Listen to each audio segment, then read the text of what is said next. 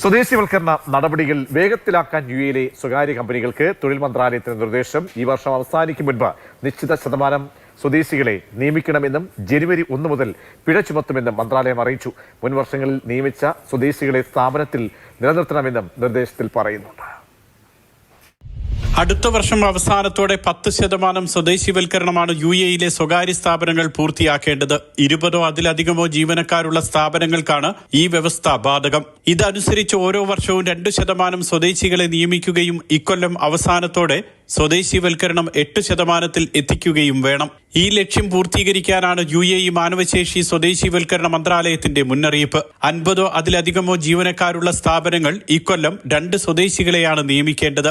20 മുതൽ 49 വരെ ജീവനക്കാരുള്ള സ്വകാര്യ സ്ഥാപനങ്ങൾ 1 സ്വദേശിയെയും നിയമിക്കണം. ഇത് പൂർത്തീകരിക്കാത്ത സ്ഥാപനങ്ങൾക്കെതിരെ പിഴയടക്കമുള്ള ശിക്ഷാ നടപടികൾ ഉണ്ടാകും.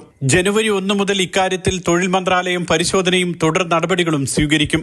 സ്വദേശിവൽക്കരണ നടപടികളുടെ ഭാഗമായി മുൻ വർഷങ്ങളിൽ നിയമിച്ച സ്വദേശികളുടെ തൊഴിലും ഉറപ്പുവരുത്തണം.